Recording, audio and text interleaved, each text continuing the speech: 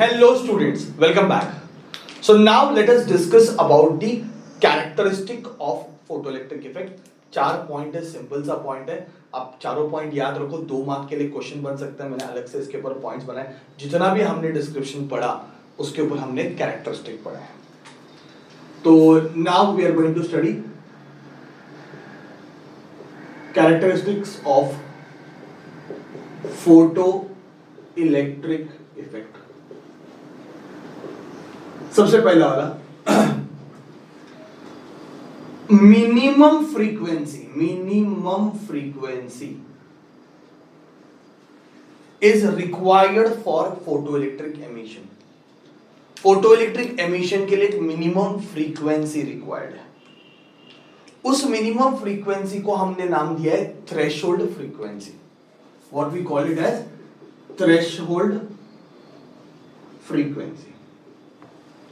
So for photoelectric emission there is one minimum frequency which is required, that is called threshold frequency, above which there is photoelectric effect. मतलब अगर frequency less than threshold frequency रहेगा तो photoelectric effect नहीं होगा. ये point याद रखो. तो photoelectric effect करने के लिए हमेशा जो इंसिडेंट रेडिएशन है उसकी frequency greater than threshold frequency रखनी है. सेकंड, करंट कितना बनेगा, it is directly proportional to intensity of incident radiation. है कि नहीं?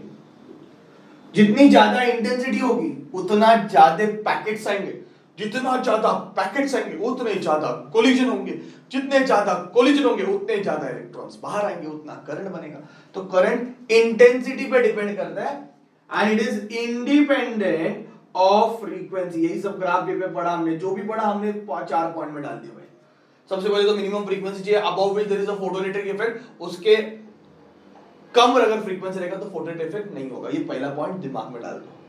सेकंड, इंटेंसिटी लाइट की डिसाइड करेगी कितना करंट फ्लो होगा. तो photoelectric current is always directly proportional to intensity of incident radiation.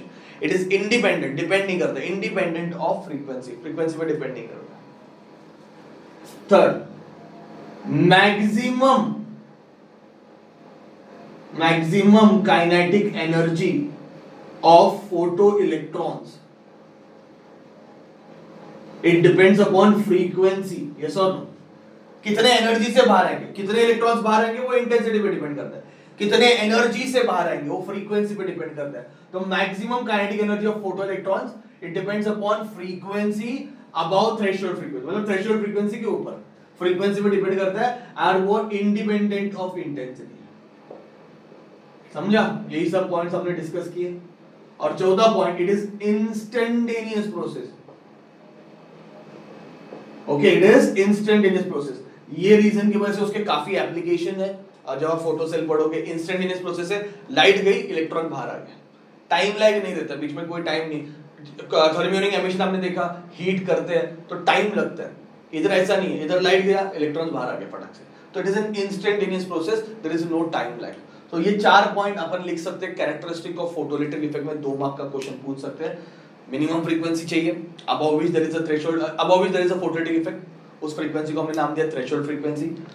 Current कितना बनेगा, photoelectric current, it only depends upon intensity. It is independent of frequency. Energy कितनी रहेगी electrons की एनर्जी कितनी रहेगी, it guaranteed depends upon the frequency. And last, it is an instantaneous process. I hope all this points are clear. 4 he point यार लिख सकते हैं आराम से. 2 मार्क्स का क्वेश्चन है, डिस्क्रिप्शन में डाला है मैंने, तो देखो, लर्न करो. ठीक है? Thank you very much.